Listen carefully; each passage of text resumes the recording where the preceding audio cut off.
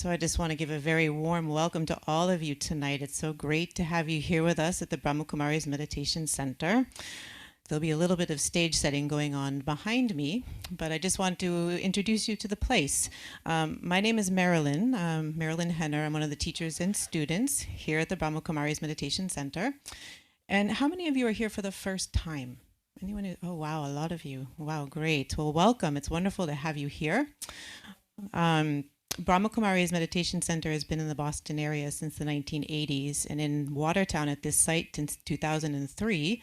But for those of you who live in the area know we just underwent a big renovation. So this space started renovating 5 years ago. So welcome to our new space. It's wonderful to have you. And the Brahmakumaris is an international organization. We're based internationally in Rajasthan, India, and here in Boston, and we have one center here in Boston, but we also have many centers throughout the United States. So there are 38 centers and 3 retreat centers within the US, more than 8,500 or 9,000 centers, something like that around the world. So it's become quite a wonderful practice that you can find all around the world. We teach something here called Raja Yoga Meditation, which you will hear more about tonight, I'm sure. Everything that we offer within the center is offered free of charge as a community service. And this process or this practice was started by our founder, Brahma Baba, who believed strongly that spiritual truth and self-understanding was something that should be available and open to everyone. So every center around the world honors this. And it's just such a beautiful energy and environment to be together in this space where meditation happens, where peace is talked about, and it's a different environment than the world. So really welcome, and I hope that you enjoy tonight.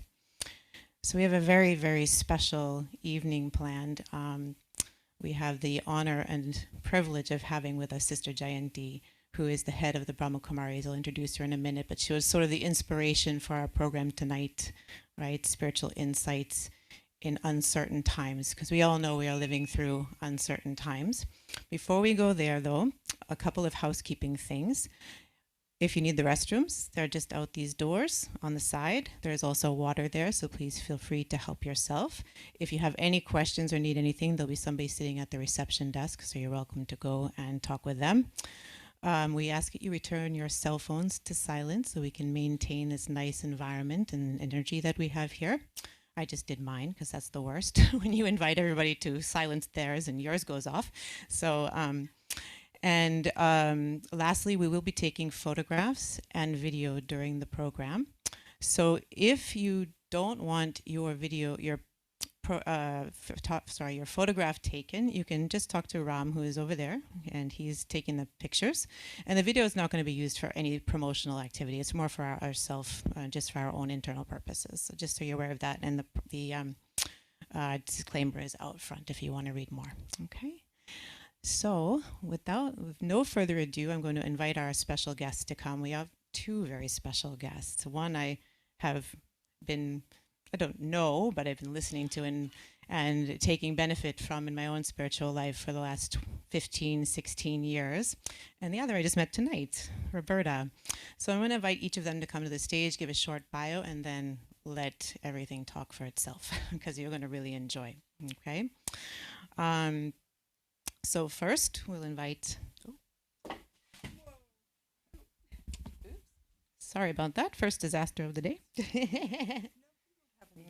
No more. That's right. No, thank you. So sorry. Excuse us for 1 second. Oops. Okay. So invite Roberta Baskin to come onto the stage. Roberta is an investigative journalist who has been working on many programs that I'm sure you all know, programs like 2020 and Now with Bill Moyers and 48 Hours. So she's been very, very seasoned and won multiple awards, Peabody Awards and Emmys and all these awards for her work in investigative journalism.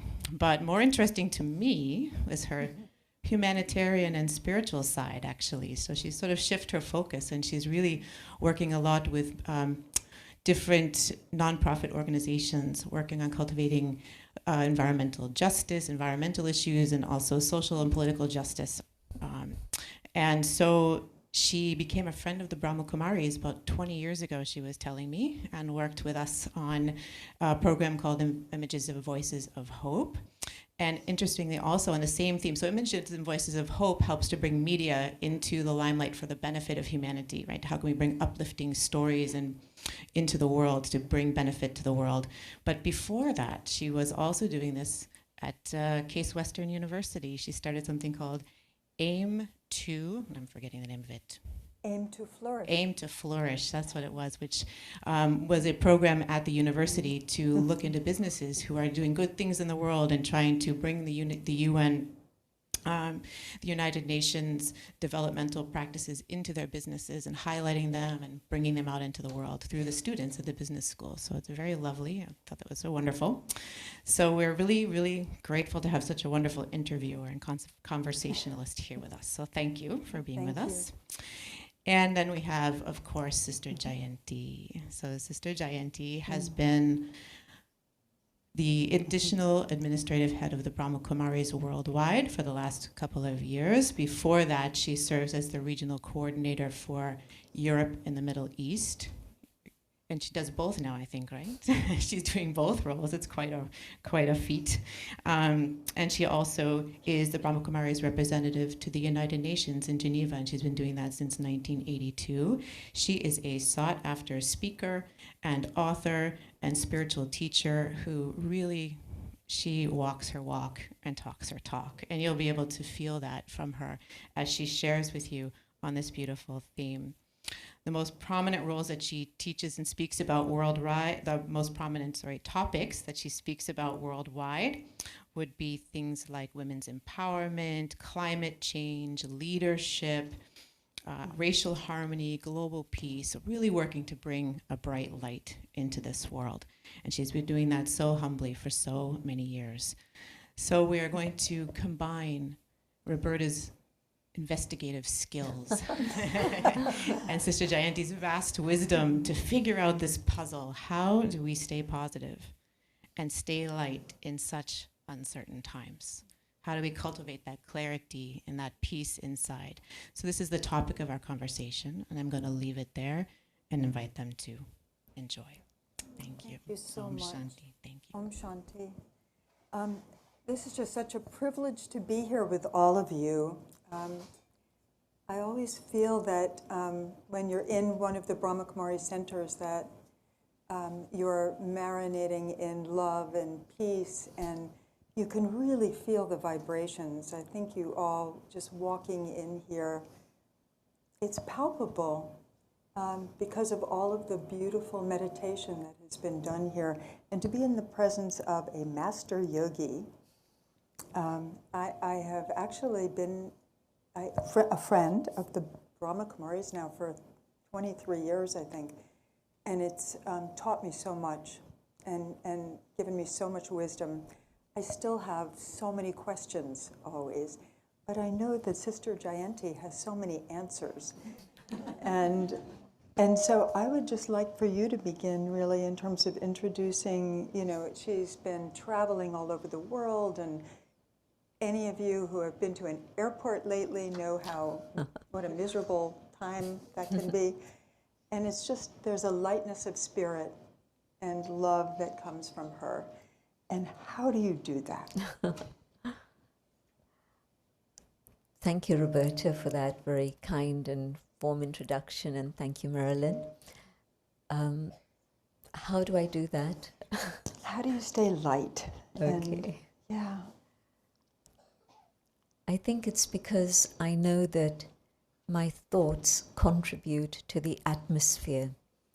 And over a long period of time, when you've been meditating, then you realize that that is a reality. Your thoughts are a reality, and the impact that your thoughts have on the body, first and foremost, but also on everything and everyone around you is a really tangible thing. And so being very aware of this and keeping your thoughts on a very positive, pure, elevated level is so important. And it's one of the subjects that requires a huge amount of attention, especially when you're surrounded by negativity. And it's like seasons. When it's winter, you expect it to be cold. When it's summer, you expect it to be warm, and that's not true anymore. Everything's gone up and down and a little bit crazy, out of sync. But that would be the normal pattern for millennia. And we've managed to change that completely. But normally you'd say that then winter is there, you have to prepare, but you also know that spring and summer are going to come. And so at this time, when it seems to be a very toxic atmosphere, an atmosphere that's really charged with a lot of negativity in so many different ways, there's a darkness there, and you wonder what's the future. But in fact, the natural way things work is that things don't stay the same forever. These are real flowers. They're not silk, they're not paper. They're real. And because they're real, they're not going to be like this tomorrow. There'll be a little bit of difference. And if we leave them sitting there for a few days, there'll be even more of a difference. And so the law of nature is that there's always, always change. And even if there seems to be darkness today, I know for sure it's not just a hope, but it's a conviction that after the night, after the darkest hour, the day surely has to come, and the dawn will break after the darkest hour. And so I know that beyond what I'm seeing today in the darkness and negativity, there's something better that's ahead. There's going to be a day in which there's light and love and joy. And I also know that in a way it's natural that that should happen, but I also know that I can make a very positive contribution towards that in terms of my awareness, my consciousness, my thoughts, my feelings, the words I use, the actions I perform. We have a choice in all of these things. And so spiritual insight into bringing light into the world means taking responsibility. I don't say, well, it's going to happen just like that, but we've all contributed in some way or another to the conditions today, and our transformation and our change is going to change the world also. It seems a very bombastic thing to say, when I change, the world will change. But it happens like that. When I change, my little world around me changes. And if any of you have thought about transformation and worked on transformation on an inner level, you would have seen that happen. So many different things that indicate that this is so true. But just think about it. Any individual who's witnessed something good happening and feels that they're inspired to do something good themselves, the transformation of one reaches out to at least 125. And ask me later how I know that figure. How do you know that? I can't resist. From Harvard. It was experiments done in Harvard that I heard about. So, long story, but that's a summary. So yes, I know that I need to have that attention on myself. And if I keep my thoughts light and easy and flexible, then things are going to be that much easier. And even if things are not so easy, the fact that you stay light makes things much easier. This morning we were studying a lesson together, and one of the things that sticks in my mind is how when there's real gold, it's malleable. You can actually shape it with your own fingers. You don't need any tools. And when it's got alloy mixed in it, then it's hard and you can't shift it. And so as you go through a process of cleansing what's going on inside and removing the negativity that's so deeply rooted within, as you realize that and you work on that and you start removing that, then you adapt to situations without losing yourself in the situation. You're able to see what to do, how to do it, and where it is you want to go. So that's a sort of summary of tonight's program. And, you know, the vibrations that you're talking about putting out, which is something that we all feel also. I mean, if you're in an elevator with a person who's upset or angry, you can feel the tension and the vibrations. And if you're with somebody with pure heart and who's generous, you can feel that, and it's inspiring. And yet, as somebody who's too much of a news junkie, you know, we're bombarded with this other energy that is coming at us from the tube or from our phones or from people. You know, we have wars, we have a climate crisis, we have democracy falling apart, unraveling. And those are the stories that we're hearing on a daily basis if we are trying to pay attention to the news. And I need to be on a news diet, I know that. So how do you tune out of those dark vibrations that are coming, you know, and yet if you want to be informed, how do you balance that with the purity of your vibrations and using vibrations as a kind of transmission to create a better world? I think firstly, I need to want to make that happen. Sometimes we're caught up in negativities to such an extent that We don't even realize it, and we don't even know that there can be an alternative way of awareness and living. And when it comes to the point where I say, well, I know all this is happening, but I want to be able to stay above it.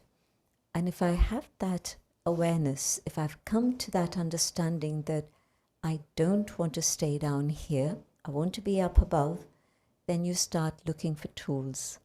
And if you begin the day with the right awareness, it's like setting your compass again and beginning the day with time for yourself, time to have an inner dialogue, so that I get to know myself more and more deeply. And it sounds strange, but we go through life 20 years old, 40 years old, 60 years old, and stop. How well do I actually know myself?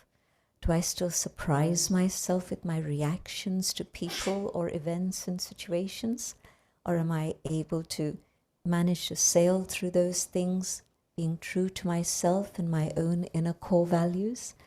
I think for many of us, unless we begin that journey of going within, we don't really know ourselves. Okay, here's a question. When was the last time you had a real heart-to-heart conversation with yourself? You don't have to answer. It was just a checkpoint for you. And we don't do that so often. And so if I can do that for myself, begin the day with the dialogue so that I again connect with my own inner values. And all of us have those, but we're not always aware of them. And the negativity outside is great for suppressing whatever there is within. And so I need to have that dialogue to become aware, to be able to emerge them within myself in a very clear, conscious way, so that then I can start using them and express them through my words and my actions. And if I can do that in the morning, one is the time for the dialogue within. The second is to be able to give my mind something nourishing. You used an interesting expression, news diet. So Also news, I said I was a news junkie, and I realized that I'm absorbing junk. so that's a big realization. Yeah. Oh, words are important. I realize, that. And most people, again, don't realize that that's what they're doing. They're absorbing a lot of junk food all the time. They're feeding their mind that. And if in a very conscious way, I were to read something that's uplifting or hear something that I know is going to be healthy for me, good things that can be a source of nourishment for me through the day. We study together here in this room every morning, and in that study we hear very beautiful, uplifting thoughts. And out of, say, maybe half an hour of a reading, it's about that, half an hour to 40 minutes, if I were to take 3 points that I want to reflect on through the day, then I'm feeding my mind something very nourishing and powerful. And so, yes, by all means, have a news diet, but also the other thing, find nourishing things that can support you and give you inspiration and enthusiasm and health. And that way, you're keeping yourself very safe from the impact and the influence of the vibrations around me. And as a first step, let me keep myself protected and safe. And then secondly, as you follow through that awareness and you're sending out those vibrations in a very conscious way, you're beginning to move in that direction of creating a better world. You know, one of the things that I learned from the Brahma Kumaris that helped me so much is being told that it's a practice. And so I realized that, you know, I have good days when I meditate and days where my monkey brain is very dominant.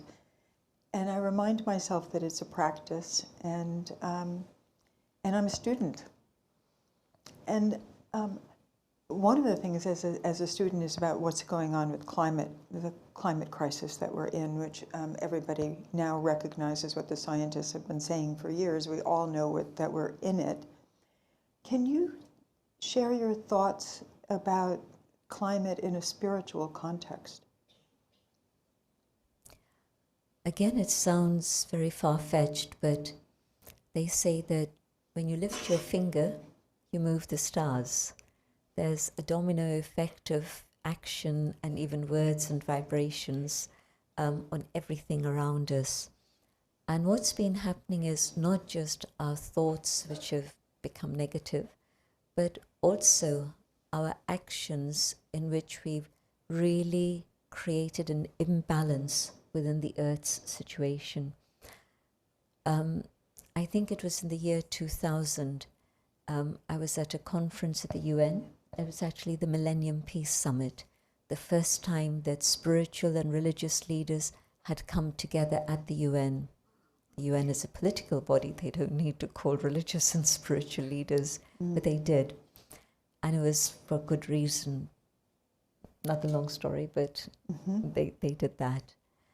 And in one of the ceremonies, we had people, the ethnic people from Alaska come, and there's various ethnic groups there apparently, but one particular group had come, and they said, "We've come to tell you all that the ice is melting." Now, it was a shocking statement to hear in 2000, but by now you're used to hearing about the glaciers melting. But at that time when they said, "The ice is melting, you people don't know that this is going on, but the ice is melting." And it created such an image in my mind that it touched very deeply. And why is the ice melting? It doesn't happen just like that. It's been there for millennia. So what is it that's suddenly changed? And it's human intervention. It's human actions. It's the things that we have been doing. And I'm not blaming progress or technology or anything, because you can use anything in either direction, negative or positive. But certainly the impact we've had on the species on the planet, population has doubled and the species have been halved. The impact we've had on climate is because of our actions based on consumerism and materialism, and we've been chasing happiness outside, thinking that we can buy happiness, we can go away and be happy, we can do this and be happy, and it's okay for a very temporary period, but that's it, it's a temporary fix. And then we come back from wherever it is, or the excitement dies down from buying something new, and you're back to where you were before, except you're out of pocket a little bit, and you've hurt the planet a little bit. Now, multiply that by the number of billions of the population, and you begin to see how we've been actually not just influencing the environment, but we've been aggressing the environment. We've been violent against the environment. And so, yes, the heat that's been generated has caused the melting of the glaciers, and it's visible now, you can see it. It's coming because there isn't that inner capacity. Think back to some years ago when children were quite happy to play with paper and paints and occupy themselves, and no child would say, "I'm bored." They'd find something to do and be quite happy and content. And today, you give expensive toys, and after a couple of days, the child will say, "I'm bored." So we've become so dependent on all the things outside, but we've forgotten that we have huge treasure store of resources within, but we don't take the time to go on that inner journey. And so the result is climate change, consumerism, materialism, lack of inner capacity. And so, again, it's actually an opportunity. When you hit a wall, then you say, well, where do I go now? And you can't go further here, there's a wall there. And so what you can do is go inside. And when you go inside and you discover that there is peace, there is love, there is joy within you, then you can simplify your life to an incredible extent. You don't need to be buying. So I've been reflecting a lot. I tend to think in terms of problems from my old investigative reporting times. And I've been thinking about, food, what we eat, how we grow it, the transportation, the waste. It's a third of the problem with the climate crisis. And then it was sort of like a light bulb of, oh, it's a third of the solution then, which is something that we can all do. if we choose to. Yes, right. And so how do you get that message out? I mean, it's asking people to make some sacrifices in their lives, to reject consumerism. It doesn't have to be a sad experience at all, but something as simple as that. I think about okay, so what can I do on a daily basis, and that's something that's very should be somewhat simple. Change, like eating meat, eating beef. I mean, that's a big contributor to the climate crisis. Never mind the how we treat animals. Some years ago, at one of the climate change conferences, there's a man called Johan Rockstrom, and at that time he was in Stockholm at the Institute of Climate Change there. Now he's in Potsdam in Germany, near Berlin, and he's heading up the Institute of Climate Change there. And that's maybe one of the most prestigious institutes for climate change at the moment. And he was supporting a workshop in one of these conferences, a side event. And the people who he had asked to speak there were from Chatterhouse, the think tank that exists in London. When they say Chatterhouse rules, they mean whatever's talked about inside, you don't repeat outside. So that's the Institute, a think tank. And they had been working on research that they shared at that particular event. They'd been working on this for about 4 years. And they were presenting this in that particular context of climate change conference for the first time. And what they said was that definitely meat diet consumes 8 times more water than plant-based diet. It requires 8 times more the amount of land. And of course, you can also see the impact on health in a negative way. Right. And all this is now very clear through all the research that's happened. It's not somebody sitting in a corner looking in a crystal ball and saying all these things. It's hardcore scientific research. And they said, we were also curious as to why nobody talks about this in climate change conferences, because more than the whole subject of transport, and we hear about electrical cars, we hear about reducing your flights, all that is true, but they said that more than the impact of transport is the impact of agriculture and dairy farming, both of these things. And they said that it's because of habit. We developed habits that we don't want to change. Secondly, it's because of religious influence, that we associate different periods within the religious calendar with different foods. Festivals are connected with foods, and then you have your period of fasting, then you have your period of feasting, but all of that is revolving around food and to change that would be like taboo. And the third, culture.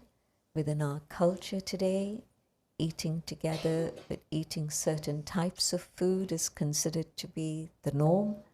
And so he said, trying to deal with habit and religion and culture all at the same time is so difficult. And so this is why people don't want to go there. They don't want to touch it. At one point, Paul McCartney, I think you've heard the name mostly. That Beatle boy. Correct.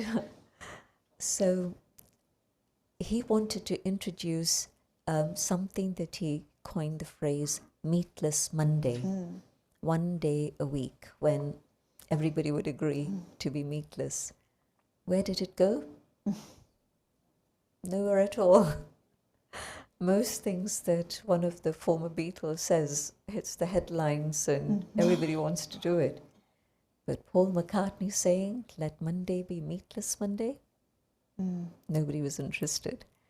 So to really deeply accept that these things are real. It's not imagination. It's nobody's personal agenda. But these are the facts of reality. But because they're uncomfortable, Al Gore uses the term inconvenient truth. Yes. When it's inconvenient, we'd rather ignore it and just leave me alone. I'll get on with my life as I want to, without realizing the long-term impact. The original Indians of America would say, think about, if I do something, what impact is it going to have 7 generations down the line? Now that is far thinking. Yeah. And today I don't even want to know what's going to happen in the next 20 years. Never mind 7 generations.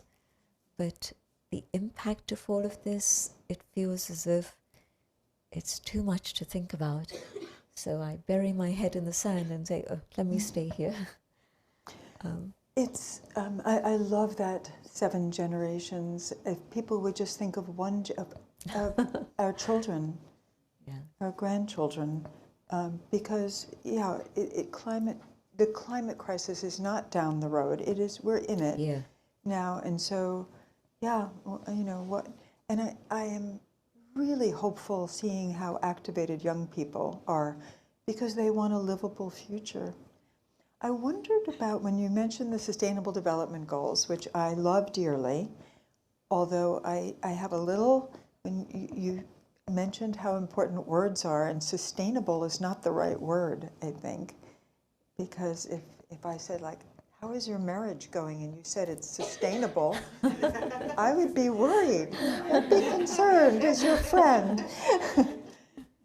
That's why flourishing was, so we have 17 Sustainable Development Goals. Why isn't spirituality in there somewhere? Because that's human sustenance. That's what we're all here for. Spirituality is actually at the heart of all of them. Whether you think about eliminating poverty, and so that awareness that all of us are one family, which every tradition talks about. No one says that you are different to the other. They'll all say you are one human family. And so if you think about just that one aspect of spirituality, then our vision of the other changes, and I begin to see everyone as my family. We are siblings, one family. And so go through each one of the development goals and accept the sort of industrial development, but even if we think about that as being for service of humanity, our attitude to that would be different very much. But all the others are very, very deeply spiritual, and the connecting thread of all of them is respecting the self and respecting others and respecting nature. If you were to just take up this one word of respect, being able to have self-esteem and respect for the self, then when I see you, there's not just respect as a mental thing, but it's respect as a relationship. And it's what is it that I can do for the other? So I believe that it's not been spelt out, but yet every one of those development goals is based on spirituality. And if we bring spirituality and the values that spirituality connects us with, 5 values: peace, love, truth, joy, and purity. These are the intrinsic qualities of every human being, but not in the physiology, but within the spirit, the soul. And so connecting spirituality means connecting with these values, which we see are totally missing in the world today, because we haven't connected with ourselves.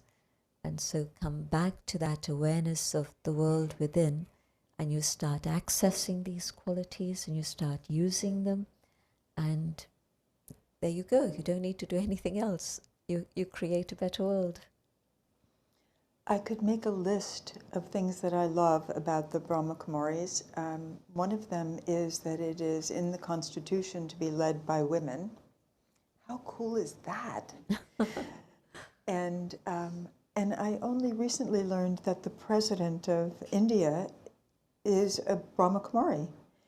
Can you say a few words about, the president leading and being a spiritual person? Before she became president, she was governor of one of the states, and she would come to Mount Abu, our headquarters in India, frequently. And so I would hear her speak in conferences.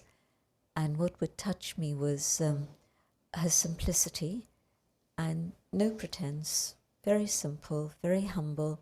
She's from a tribal background. So she's not just a Brahma Kumari, she's from a tribal background. And she comes from a very, very poor family. And they didn't have the resources, and they didn't think it was necessary to have a girl educated beyond 10 years of age. And at that age, there was a visiting politician in her tribal area, and she was there with her family. And this 10-year-old girl had the courage to come up on stage and say, "I have a question for you." And she said, "Why is it that girls aren't given support to have further education?" And he was so deeply moved that he organized a scholarship for her for further education. And she just went ahead.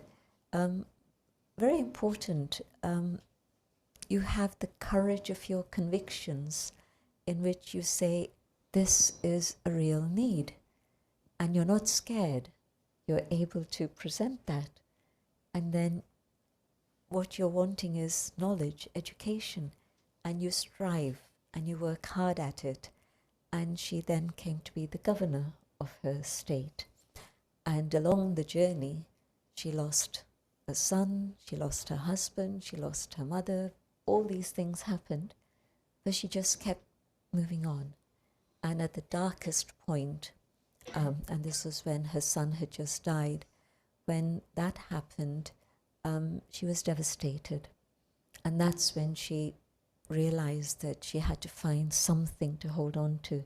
And she came in contact with the Brahma Kumaris. That would have been, I don't know how many years ago, but a long time ago.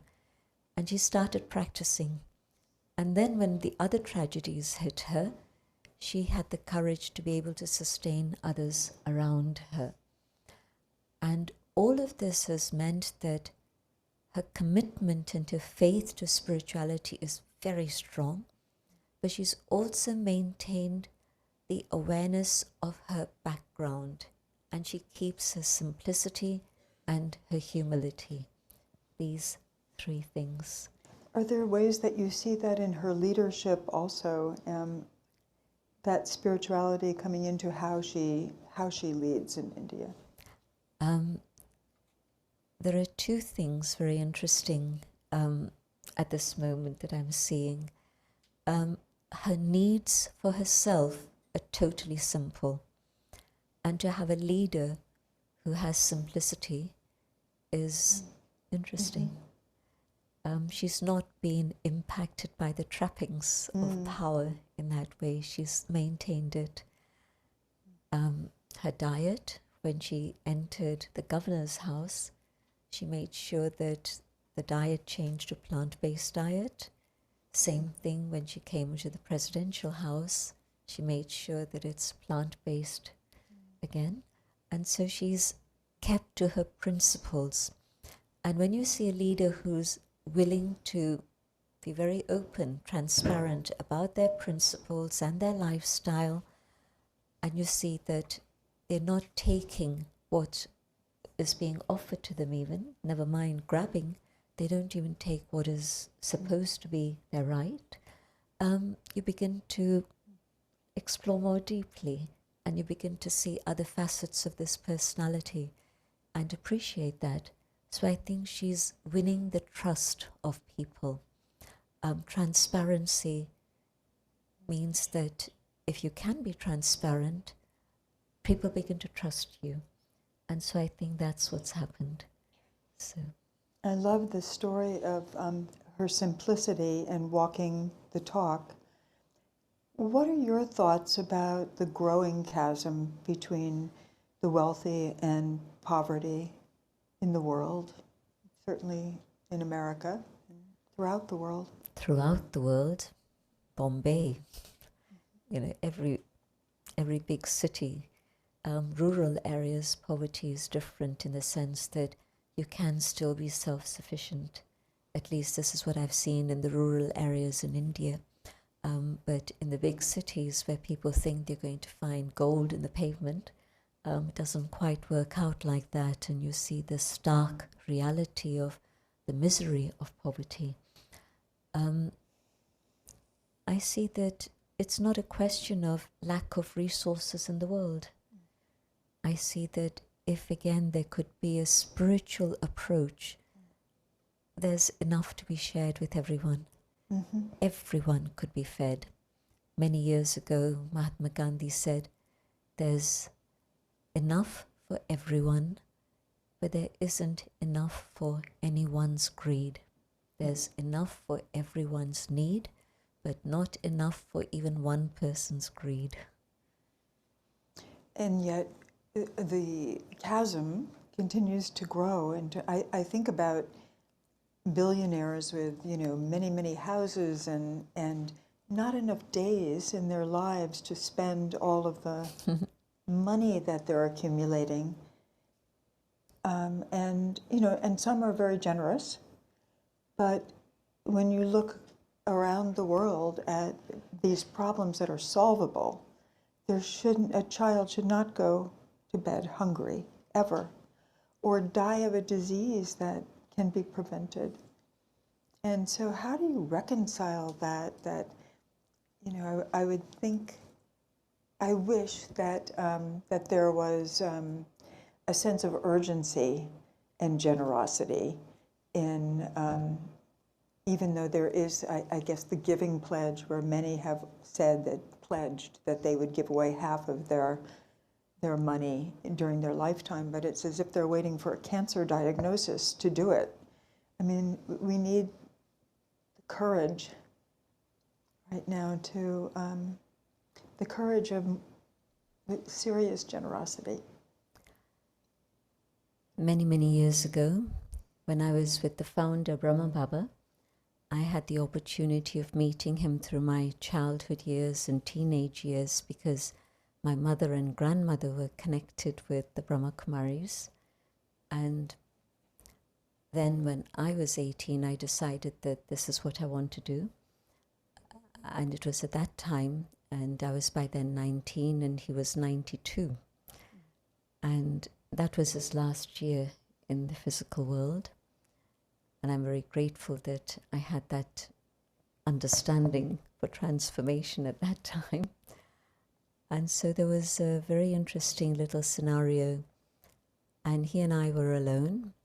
And he asked me the question, is it possible to remove the poverty of the world? And I didn't have an answer. and this is 1968. And by then, I'd come to India several times, and I'd seen poverty in India. England, you see poverty now. In those days, you didn't, but now you do. And so I didn't have an answer. And he said, yes, it's possible. Is it possible to remove the suffering of people in the world? And I waited, and he again said, yes, it's possible. And then he said, is it possible to remove disease from the world? And he again said, yes, it's possible. Then he said, but it'll only be possible if we remove lust, anger, greed, attachment, and ego. Then we can remove all these situations of the world. All of that can change. And then he said, but you can't tell others to do this. You have to do it yourself. And then if others see it and are inspired, they will do the same.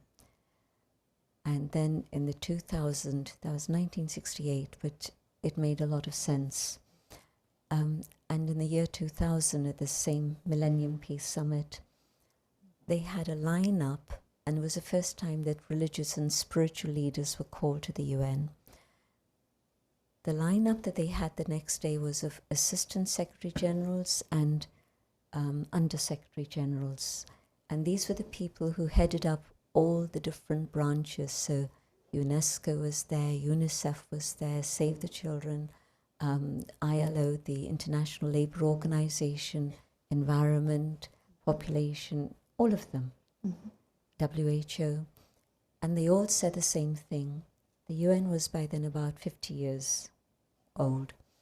And they said, we have more money, we have more human resources, we have more technology, we have more information, we have more of everything. But the situation is worse than it was 50 years ago. The only one that said something good was WHO, and they said we've been able to eradicate polio and smallpox, but on the other side, we are seeing TB coming back, and also mental health issues are going to be the next pandemic. So that was 2000 that they said all this. But everybody else anyway said things are worse. And so then they said that why we've called the religious and spiritual leaders together is because this is the reality. We have everything, but we're not able to make a difference.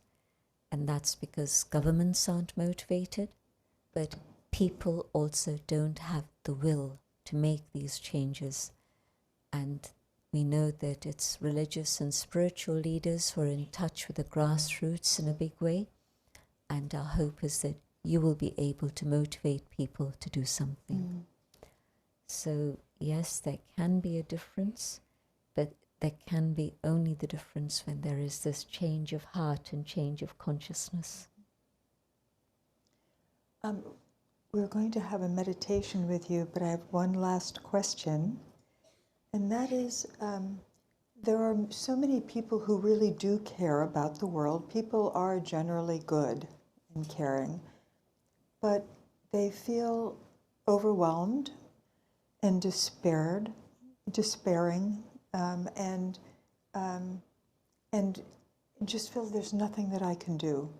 How do you guide people who feel apathetic to reach inside and to, just to have that inner peace and love, and to be able to put that out in the world instead of just feeling a sense of overwhelming anxiety and despair and mental health issues that are epidemic?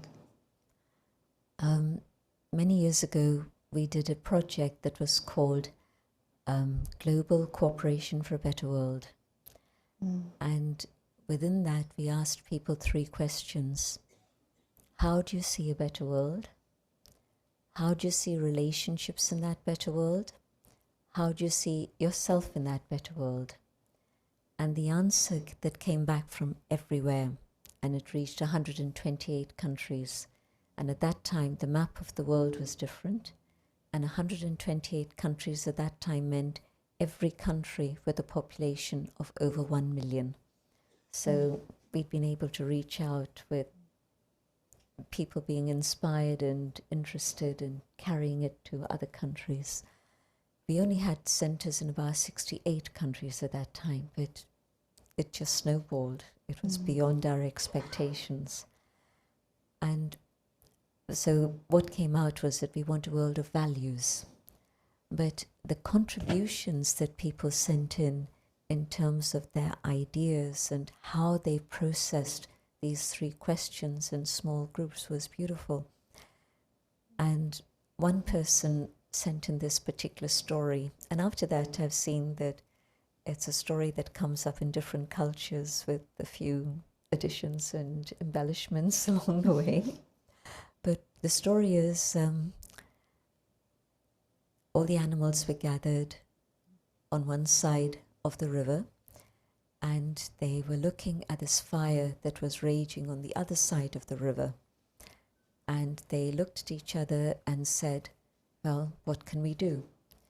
And so all the big animals just stood there watching. The little animals didn't know what to do either. And a little bird came, and the bird saw what was going on, dipped down to the water, and picked up a few drops and carried it to the other side. And the big animals said, but what difference are these few drops going to make? And the bird said, I will do what I need to do, and carried on. And just at that moment, an angel happened to fly past and saw what was happening and saw the courage of this little bird and sent along a rain cloud. And the rain cloud put out the fire.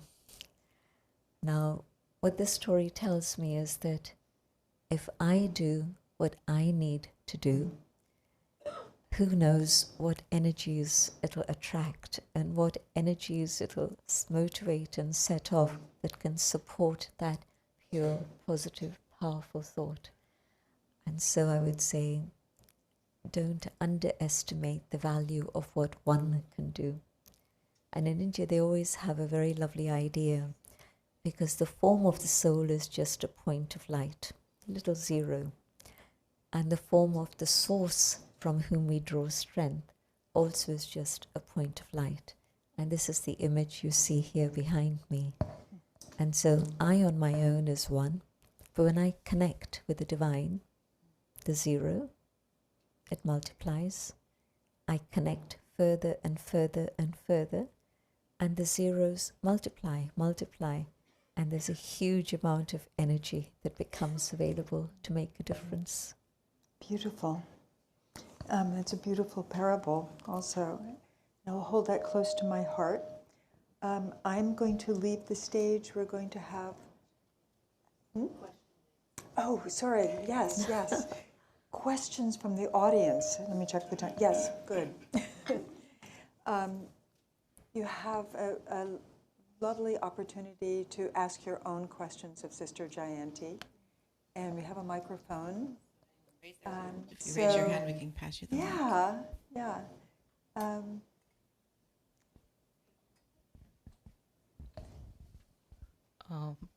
So I heard the word toxicity, and I want to understand how do you define that in spiritual language, because spirituality always talks about changing ourselves than trying to change the world.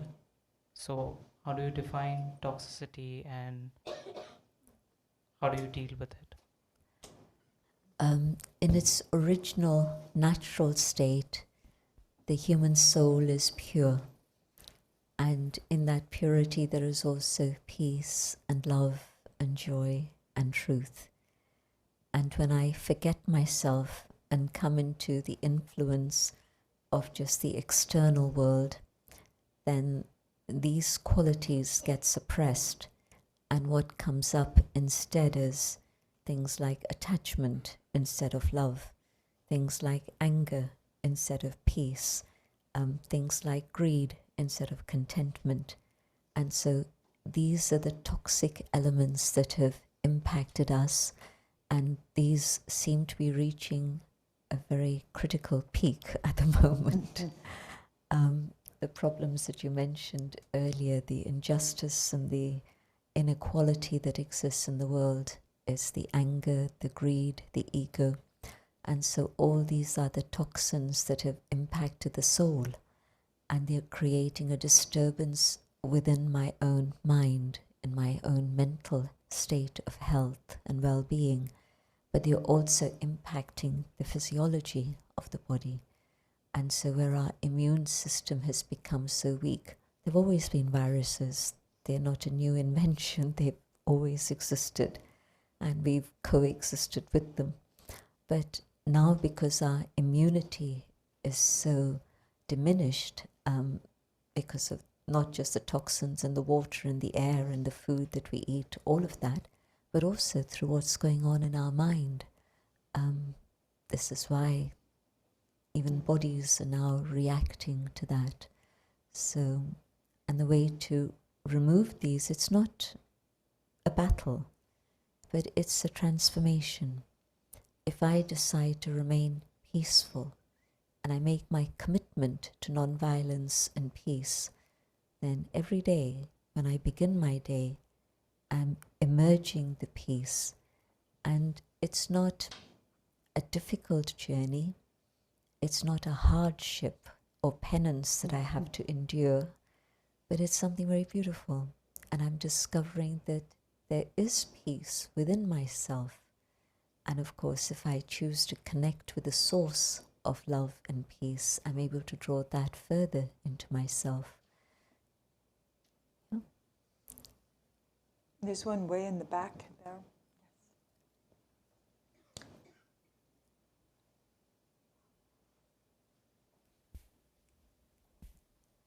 As somebody who's likely been able to travel the world, are there any other traditions, religions, and cultures that you've been able to draw inspiration from?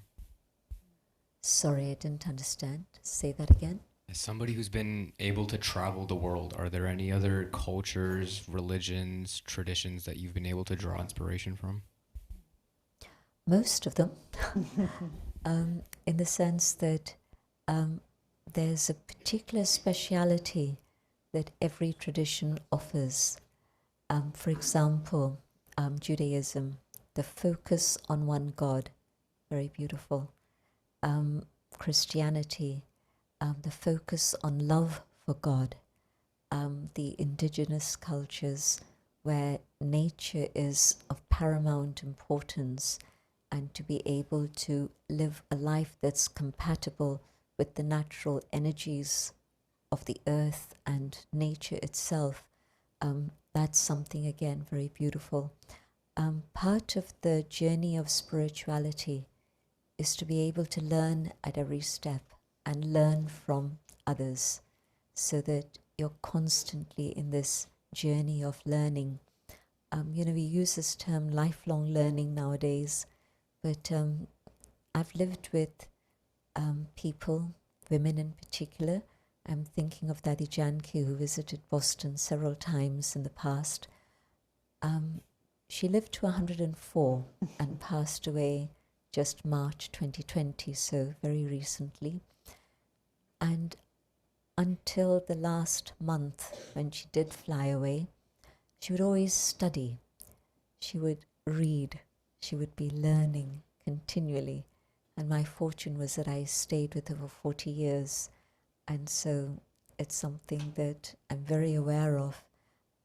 If you study and learn from others, people, cultures, traditions, it'll keep the grey cells active and engaged, and it'll keep the mind bright and active. Dadi Janki taught me about detachment.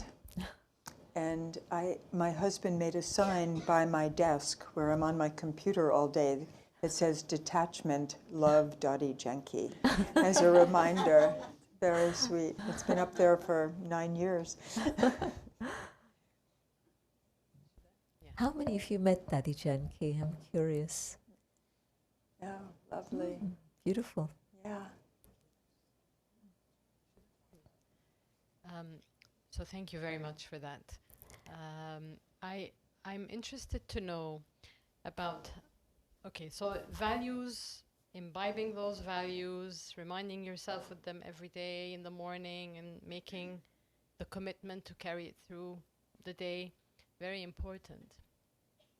But then how do you translate these values practically into reality? And I'm specifically talking about the map I saw outside of the Brahma Kumari centers. This is very important. Spreading these values, you know. It's one thing to do it on an individual basis, which is the start of everything. It's very important. But then spreading this out to the world, there are practical considerations. There has to be a plan. And this I'm very interested in as someone who is building a movement also of women with other women across the world.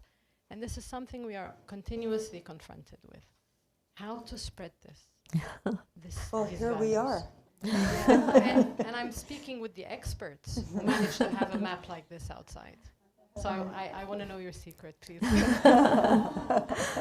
Well, first I have to say, it wasn't a master plan in anyone's mind. It was something that had to happen because there was a need. When you fulfill a need, then things move automatically. When Daddy came to London in 1974, we were in a tiny little place in an area of London that's not so beautiful. And from that little house, and the people who started coming there, London was already cosmopolitan. There was somebody from Australia, there was somebody from Germany, there was somebody from America. They just came, and they just came for themselves, and they took training. And within a short space of time, we needed to buy the house next door, and it happened. And within another short space, and it just carried on. But the group of people that came, and the group expanded, they were finding benefit from what they were doing. And they were then inspired to go back to their own countries and share these ideas. And they didn't know what was going to happen. They just were sharing this with family and friends and contacts. And a little center started. And from little centers, there's now big retreat centers. And so when there's an idea whose time has come, then time moves things in that direction. And you just have to make sure you stay committed with what you know is true. And if you do that, then even one committed person can inspire everyone around them. That's the secret. Roberta and Sister Jayanti, I'm over here. First of all, thank you. This conversation has been so rich. As an educator, and I'm also a news junkie. I call myself a So news sorry. aficionado, not a news junkie, a news aficionado, because I think you have to be informed in order to know what to advocate about.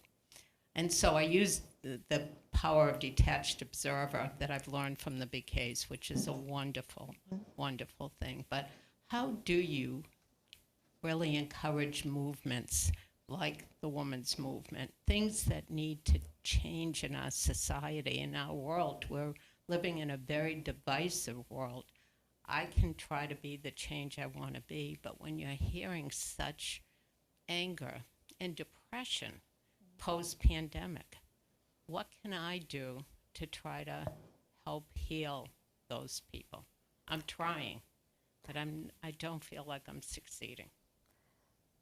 What I need to do is to re-energize myself every single day, because otherwise there's going to be compassion fatigue, there's going to be volunteer fatigue, all these things set in. And so I just need to recharge myself. Even in a simple way, you need to recharge your little phone every night. Otherwise, next day, it's not going to work for you. So I need a recharge, and that means meditation every day. I need to practice every day. And if I can do that, then I'll have the energy to keep going. And I'll also have the energy to inspire and sustain others who are interested. And as I said, when you're on track, then time supports you and helps you. And the drama of the world moves in that direction also. We've been working with women's empowerment, just say, for example, in India for 80 years now. It's over 80 years when Brahma Baba started. And guess what? Now Modi has started or plans to start a women's empowerment movement on a national level. Now the Prime Minister, who's a man, saying that this is what he wants to do is good news. We've also heard that next year's now, I'm not advocating anything for the military, but it's interesting information. You know, many countries, when they have their Independence Day parades, Republic Day parades, they have a big show of the military. And so far, it's always been men, men, men. And next year, January 2024, apparently there's a circular being sent to all the officers within the administration and the military that it has to be a women's parade. So as I say, it's got its downside, but the upside is that the role of women is being acknowledged in a big way. And so it's no more a little group of feminists who are struggling and fighting, but there's a recognition that there is a need for this and that there has to be this next step in which there is that equality. So things begin to move. We just have to keep going and not get stuck anywhere. It's more than faith. It's a knowingness that having that inner peace and consciousness and connection is going to change the world. Yeah, But also it's a season. You know, wintertime, I remember arriving in England December 1957, which was a very bad year for winter. It was a huge amount of snow in England. Somebody remembers it. So we landed in England at that time, and I saw trees without leaves for the first time. I'd never seen that. And I thought, how awful. These poor trees have lost all their leaves. What happened? And I didn't ask anyone, and nobody told me. But in spring, I was so happy that these poor forlorn trees now had little buds, and I was seeing beauty. I was seeing leaves come out. And it was amazing. I just remember that incredible joy I felt when I saw this transformation. So a child doesn't know that in winter, this is normal, it happens. And then spring comes and something beautiful happens. So when we see the darkness, we think, what can I do? What's going to happen? But there's light ahead. There is going to be a change, and it's going to definitely happen. It's not a hope, it's a reality. Lovely. We have one last question, and then we'll have to stop. Okay. Yeah, thank you. You know, I feel at peace just like listening to your voice, and like I don't know, like kind of like a personal problem. Like I feel like I just give off like this bad vibe or something like that. Like I've been attracting like a lot of like negative energy. Like I try to be peaceful. Like I'm raised Hindu. I don't eat meat. I never had meat, but like I don't know. I'm just trying to like attract, you know, like some good energy, I guess. But like I've been having like really like I don't even like it's like scary. Like I've been having like demonic like type of like situations in my life, like weird occurrences, and I don't know how to like deal with it. And like I'm just trying to like you know, be a normal person in society. And yeah, like I don't really know, like I don't know like how like, even just like my neighbors, like just the way people look at me. And I've been like this for a long time. Like I don't even know what I'm doing wrong. Well, thank you for sharing that. Thank you That's for the very courage. courageous. Yeah. I appreciate that you've put up your hand a few times and been persistent, and the mic finally came to you, so thank you. I recommend that you connect with Brother Dave after this event and fix a time to come and see him just for one lesson. And that one lesson, which is so important, and it helped me with many, many questions that I had, just that one first lesson. And that was to be able to know the self. Who am I? And I think that will definitely help you. Then you can see what you want to do after that. But this isn't an advertisement, but it's information. And I'm not sure whether Marilyn was going to give you that information, but I'll leave it to her. But there's a very powerful introductory course that we offer. And you've heard, I think, somebody said it, that all our activities are offered free as a service to the community. So there's no price tag attached. There's help right here. And with that, that's a wonderful transition, I think, to do the practice, to meditate together and feel the vibrations. And we're going to have a guided meditation by Sister Jayanti. Thank you so much. Om Shanti. Thank you for picking up everybody's thoughts and feelings and expressing them in your questions. Thank you. Well, I'm going to meditate with you now.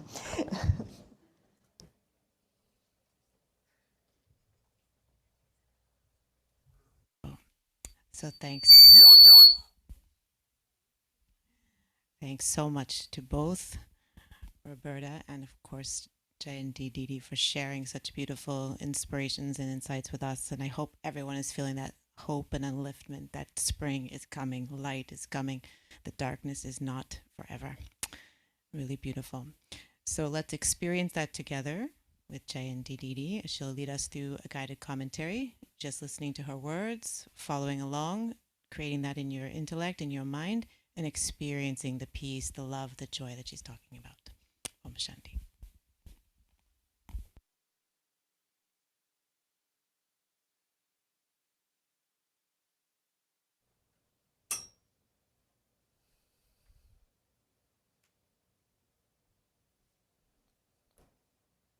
Om Shanti.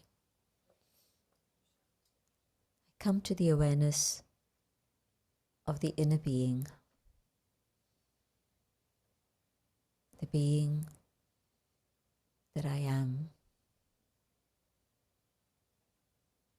the light that's shining in the center of the forehead.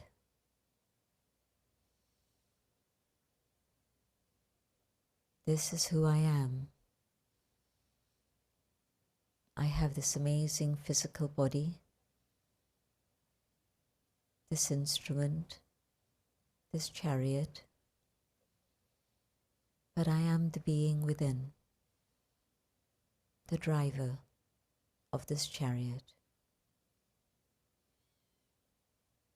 And I focus on this being, and I can feel the energy in my forehead.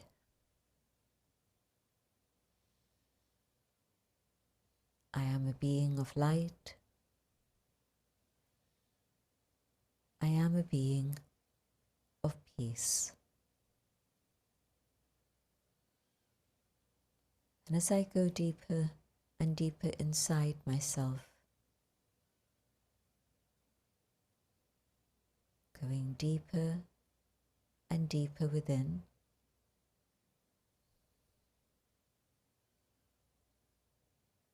I come to that sacred space within, where only I can enter.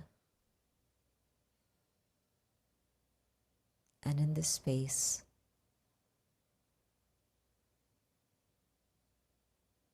there is not only peace, but there is also love.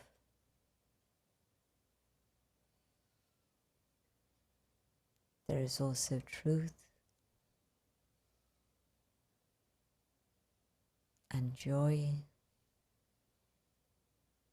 and purity.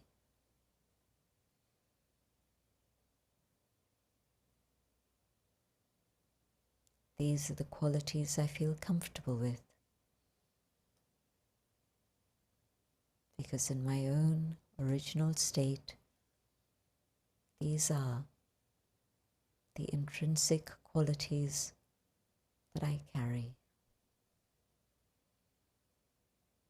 This is who I am.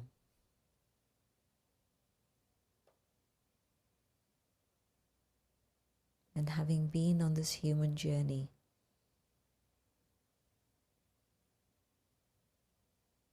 I carry many weaknesses, many flaws, but I know that I have to come back to my original pure state of being.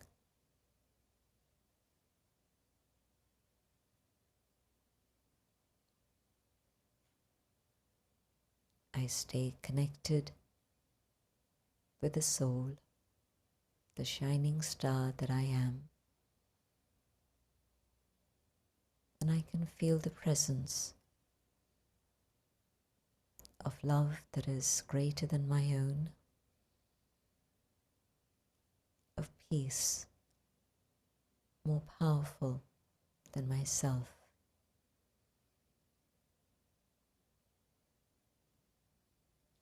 And I connect with the source of all goodness, all values, all spiritual powers.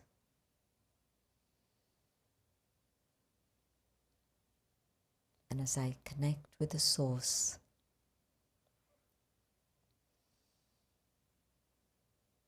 I have access to unlimited treasures.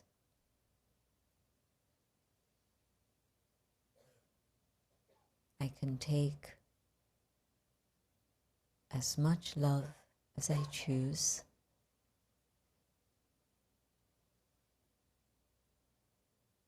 I can take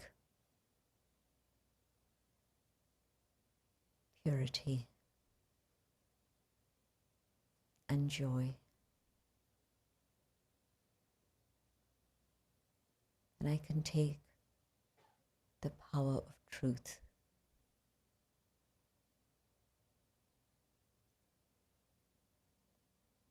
As energy flows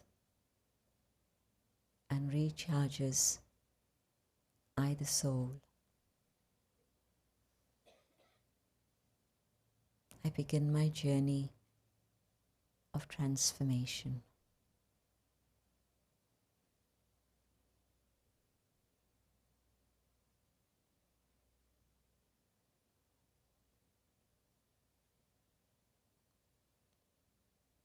And I know that these vibrations not only reach me, but they reach out into the world.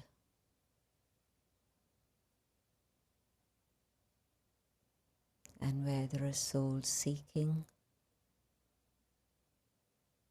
these vibrations touch them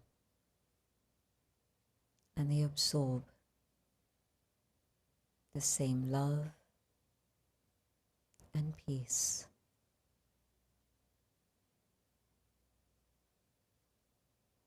These vibrations from the source reach out to all forms of life so that they feel safe and protected.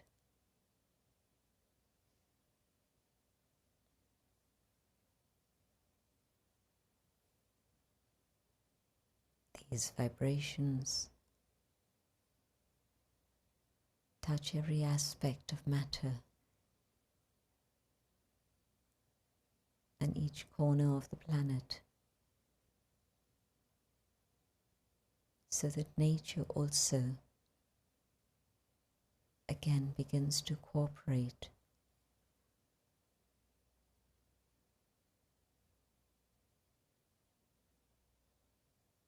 And the light and love.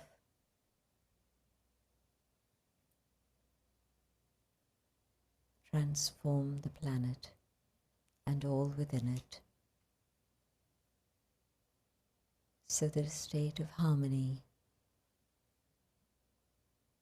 support, and cooperation returns.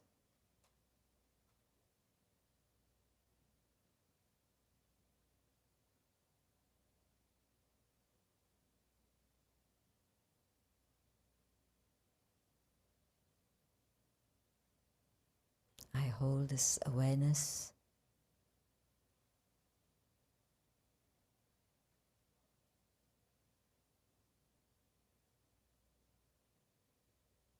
and I resolve to keep this consciousness of who I am and what I must do.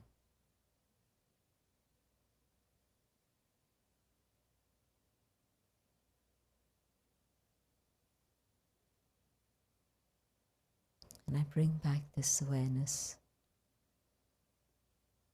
to guide me in my life now.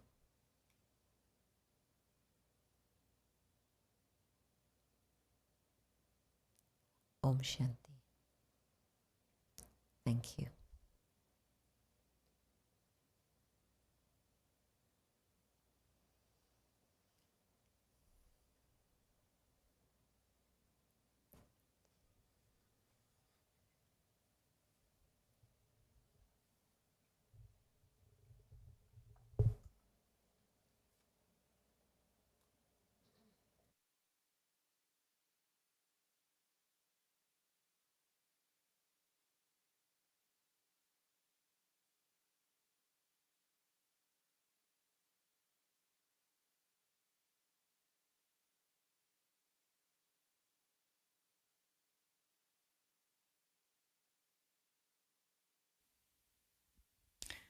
Thank you so much, Dee Dee, for taking us on that beautiful inner journey to experience that peace and harmony within. I hope you all could feel that within yourself and are taking that with you as your own gift for tonight. So thanks again to Roberta and to Jayanti Didi for being with us and sharing this journey with us. Just a few announcements. We have a lot of upcoming events, which are opportunities for you to learn more about what is this Raja Yoga meditation that we practice. Who am I? This first lesson, right? What is this source that Jayanti Didi was talking about? You can learn all these things and learn how to create and create that connection for yourself through our classes. So I'm just going to announce a few upcoming events. We have flyers outside in reception you're welcome to take. There's also a QR code there if you want to scan. That will take you to our website. But a few things coming up on Saturday of this week, May 20th. We're having a little half-day retreat. It's from 10 a.m. to 2 p.m. It includes lunch, and it's called Inner Peace, Inner Power. And you'll be learning the basics of Raj Yoga meditation in there. So you're welcome to sign up for that. We also have our Raj Yoga course starting in the first week of June. So June 5th, it's a Monday, Wednesday evening course. It's 4 lessons, 7:30 to 8:30 in the evening, starting June 5th. And that's for Monday, Wednesday evenings for 2 weeks. You're welcome to sign up for that online. That will take place here at the center, right? Sometimes we do Zoom, but that will be here this time. And then in June, I don't know how many of you know, but June is International Yoga Day, right? We have International Yoga Day during June. So to celebrate that, we are doing 4 consecutive Saturday sessions. And the title of that is Experience the Soul Through Movement. So very nice, from 10:30 to 12 a.m. Saturday mornings, an experience of experiencing the self, the inner self, the spirit through Hatha Yoga practice, right? Both together. So a unique way to learn about Raj Yoga. So you're welcome for that. And then we will be having another half-day silence retreat in June on Saturday, June 19th. And that's from 1 p.m. to 5 p.m. And we've had these before. They're beautiful and they're a wonderful way to go into deeper experience of the self and of the source and of that peace. So we invite all of you to check out these upcoming events. Please sign up. And as was mentioned, they're all free of charge. We do have a contributions box, but everyone just contributes as they feel able and willing to do. So thank you so much for being here.